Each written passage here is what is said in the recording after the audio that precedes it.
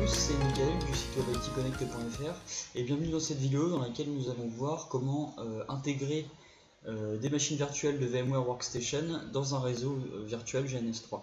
Donc pour remettre rapidement les choses dans leur contexte, VMware Workstation c'est un logiciel hyperviseur qui nous permet de virtualiser des machines, des systèmes d'exploitation, un peu comme VirtualBox pour ceux qui connaissent. Et GNS3 c'est exactement la même chose mais du côté réseau. On va pouvoir simuler et virtualiser un réseau entier, donc principalement avec du matériel Cisco. Donc le but de la vidéo et du tutoriel qui va avec, ça va être de faire en sorte que les machines virtuelles qui sont dans Workstation et les éléments du réseau virtuel de GNS3 puissent dialoguer et discuter ensemble simplement. Donc intégrer des machines virtuelles de Workstation dans des réseaux virtuels de GNS3, ça peut présenter plusieurs intérêts.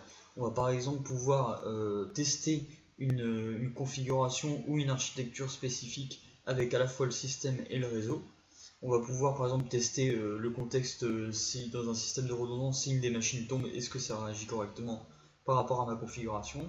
Donc on peut aller jusqu'à simuler une attaque par exemple, ou une mise en production avant d'avoir à acheter du matériel ou des choses comme ça.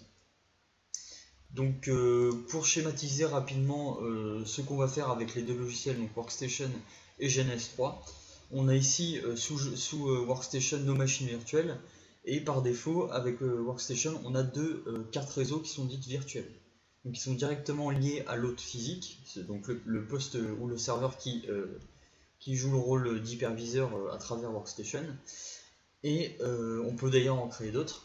Et d'un autre côté on a donc GNS3 avec le réseau virtuel, le ou les réseaux virtuels qui sont à l'intérieur. Donc ce qu'on va faire, c'est qu'on va utiliser un connecteur qui est intégré à GNS3 pour lier directement ce connecteur et le réseau qu'il y a derrière à une des cartes réseau virtuelles de Workstation. Donc si toutes les machines virtuelles qui seront connectées à cette carte réseau virtuelle et qui auront un connecteur sur cette carte réseau virtuelle pourront donc communiquer au travers de ce connecteur à l'ensemble du réseau de GNS3. Donc on peut avoir plusieurs connecteurs par réseau qui correspondront donc à plusieurs cartes réseau. Donc nous allons commencer par préparer nos cartes réseau virtuelles à l'intégration de VMware Workstation dans GNS3. Donc il faut aller pour cela dans la connexion, dans nos connexions réseau, pour déjà identifier les cartes réseau que nous allons utiliser. Donc par défaut, on a tous deux cartes réseau virtuelles créées par VMware Workstation. Donc il y a celle-ci, la VMnet 1, qui est utilisée pour le réseau host only, et on a également la VMnet 8 qui est utilisée pour le réseau NAT.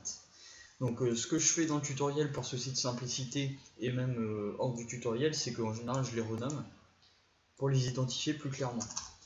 Donc il faut savoir que ça n'a aucun impact sur d'autres configurations, c'est juste le nom qu'on leur donne pour les identifier. Donc ici host only et NAT. Voilà, comme ceci. Donc une fois qu'elles sont renommées, on peut quitter cette fenêtre et commencer à aller dans VMware Workstation. On va retrouver ces deux cartes réseau. Donc pour modifier la configuration réseau des cartes réseau virtuelles, on va dans Edit, puis ici.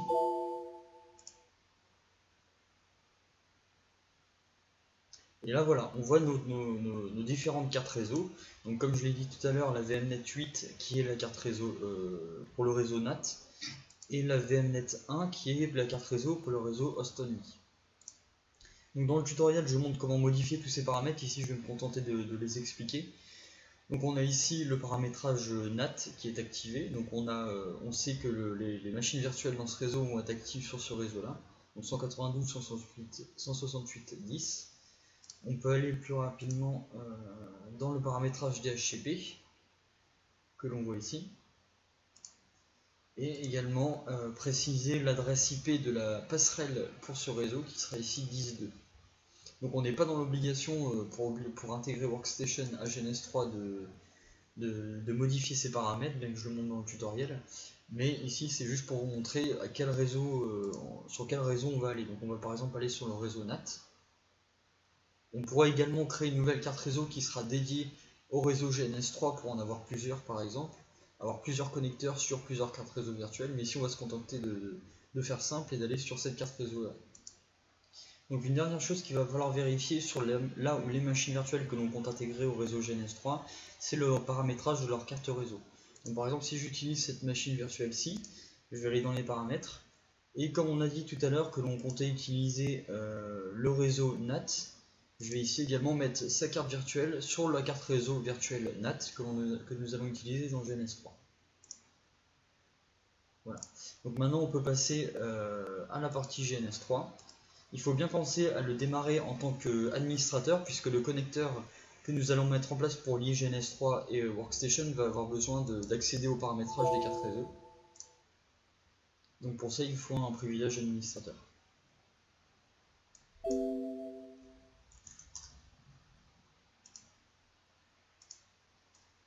Donc ici, j'ai mon logiciel GNS3 avec...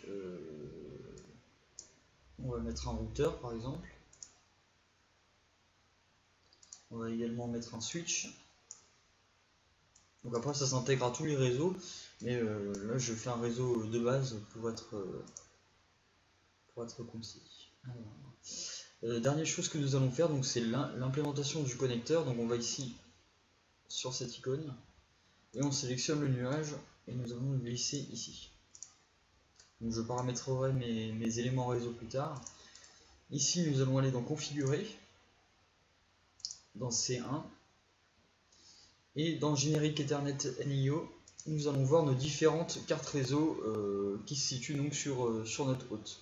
Et entre autres, nous allons retrouver nos différentes cartes réseau VMware. Donc parmi elles, VMware NAT, c'est celle que nous avons renommée tout à l'heure. Donc on l'a renommée par souci de simplicité pour la retrouver rapidement. Donc on la sélectionne puisque c'est celle que nous voulons utiliser et intégrer dans GNS3 et on clique sur ajouter. Donc là on voit qu'elle est présente. Donc elle est difficilement reconnaissable ici, mais quand nous allons là, on verra plus rapidement son nom. Donc on voit que ça commence par E29 et ici également. On va ensuite sur appliquer pour appliquer la configuration, puis sur OK. Donc nous allons maintenant configurer nos éléments réseau présents dans GNS3 et notre machine virtuelle de Workstation pour qu'ils puissent communiquer à travers le connecteur que nous avons mis. Donc je vais commencer par démarrer ma machine virtuelle. Nous allons créer les liens dans GNS3. Donc je sélectionne ici la seule carte réseau qui est liée au connecteur, donc c'est celle que nous avons sélectionnée tout à l'heure, la VMware NAT. Donc je la relie au réseau via le switch et le routeur. Et je vais démarrer mon routeur. Nous allons également mettre une IP au routeur pour que le test que nous allons faire va être un ping entre les deux machines, entre le routeur et la machine virtuelle workstation. Donc pour ça il faut une IP au routeur.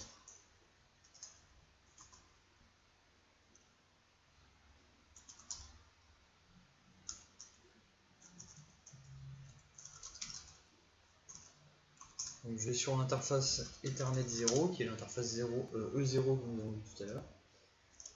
Et je lui mets une adresse IP sur le réseau NAT. Donc on a vu tout à l'heure que le réseau NAT c'était 192.168.10.0.